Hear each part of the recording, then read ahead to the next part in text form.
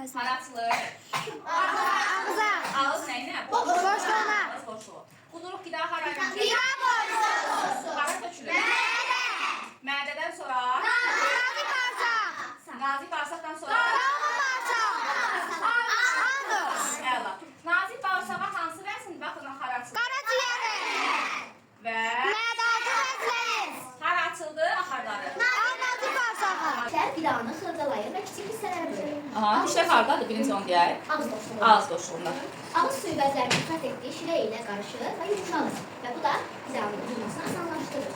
Deyil isə ağız suyu bəzlərinin ixrat etdiyi şirə ilə və qidanı qarışdırır və Qidanın sudan da hara çəkir? qida borusuna Aha, bəli. qida borusu ağız boşluğu ilə mədəni əlaqələndirən yeganə orqandır. Qida borusunun əvvəlləri yığılıb boşalaraq dalavari hərəkətlər əmələ gətirir və bu hərəkətlərdə qidanı mədəyə ötürür. Bəli. Mədə qalın divarlı orqandır.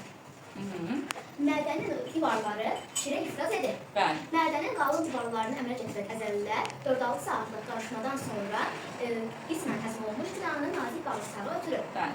Nazik bağırsaq isə mədə altı vəzin və qaraciyərin ifraz etdiyi şirə ilə həzm olunur və Nazik bağırsaqda, yəni qidanın davam olur da, həzmi davam edir. Davam edir və qida qara soyulur. Bəli. Qalın bağırsaq nazik bağırsaqdan qismən daha pis olur. Nazik bağırsaqda qidanın qan soyulması sistemi santridir və nəcis kütlələr formalaşır. Yoğun bağırsağımızda həm də qana sorulan nə olur? Su, sonra su olur. Su. Qida ağız boşluğuna gedir. Dişlərimiz vasitəsilə onu xırdalayır və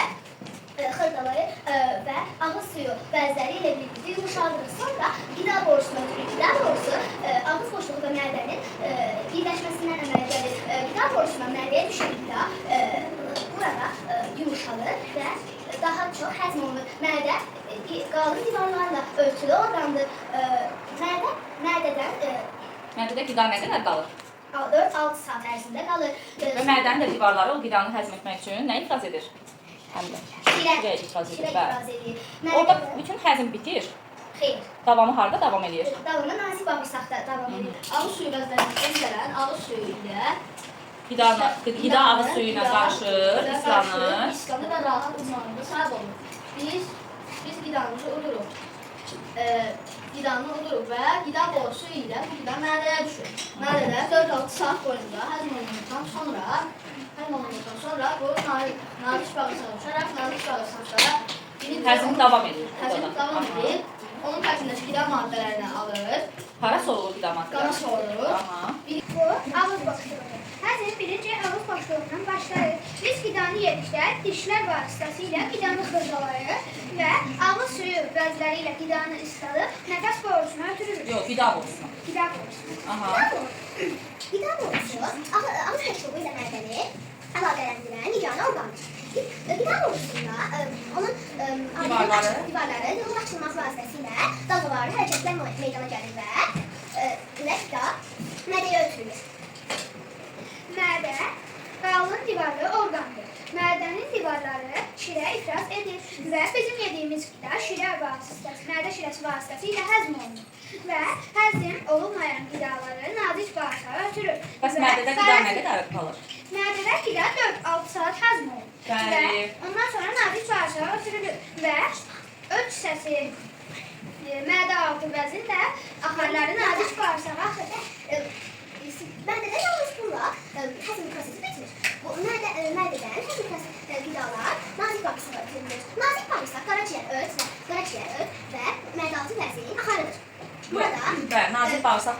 Nazik bağırsağa, qaraciyərin, bir də mədəaltı vəzin axarı açılır. Bəli. Bundan sonra isə burada yenə bir proses davam edir. Daha sonra isə o qalan qida maddələrini yoğun bağırsağa ötürür. Yoğun bağırsaq Suyun sorulması baş suyun verir. sorulması baş verir və nəcis yoğun bağırsaqdan keçir, anus vasitəsilə bədəndən atılır. Bəli. Həzm sistemi ağız boşluğunda başlar. Dişlərimiz aldığımız qidanı parçalayır və su vəzi onu isladaraq qida borusuna ötürür. Qida borusu boru şəklində yeganə orqandır. Oradakı yeməkləri mədəyə ötürür. Mədə qalın divarlı orqandır. Mədəyə düşən qida 4-6 saat 4-6 saat burada qalaraq həzm olunur. Mədənin divarlarında şir olduğu üçün burada qida həzm oluna bilir. Biz yediyimiz qidanı ağız boşluğuna atırıq. Dişlərimiz qidanı parçalayır və ağız suyu ilə qarışıb yumşaqlanır. Yumşalır, bəli. Bu mədə borusuna ötürülür. Qida borusuna. Qida borusuna ötürülür. Qida borusundan sonra isə mədəyə keçir. Mədədə 4-6 saat həzm prosesi başlayır. Biz qidanı dişlərimiz vasitəsilə parçalayıb, ağız suyu vasitəsilə yumşaldıb, ağız borusuna ötürürük. Qida borusuna. Qida borusuna ötürürük. Qida borusunun isə həzmdən parçalayıb mədəyə düşür. Mədədə isə gələn əməllər isə şirə borusu. Şirədən əməl gəlir. Şirədən isə qaraciyərə ötürülür. Qaraciyərə yox, qida gəldi mədəyə. Mədədə nə baş verir, onu bilən sorar. Mədədə həzm sistemi baş verir. Həzm prosesi. Həzm prosesi baş verir. Ondan sonra həzm prosesi ilə nazik borulara ötürülür. Nazik bağırsağa. Bağırsağa ötürülür. Nazik bağırsaqlar isə Nazik bağırsaqda qidaya nə olur? həzm olunur. Aha, nəyin təsiri ilə? Nazik bağırsaqda, Məryəm? Mədə altı vəzi ilə, Mədə-altı vəzin şirəsi ilə.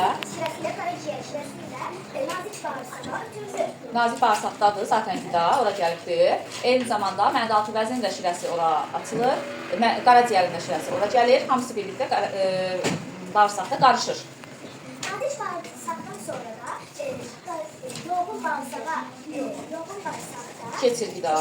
Yoğun bağırsaqlar isə zərərli maddələr gəlir və anus ədər və zərərli maddələr Xaric edilir anus vasitəsilə. Yəni həzm olunmayan qidalar anus vasitəsilə xaric edilir. Yaxşı, bəs qidanın sorulması harada başlayır? Qaraciyərdən.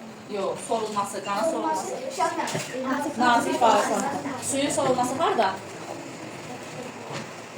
Suyun sorulması isə yoğun yoğun bağırsaq.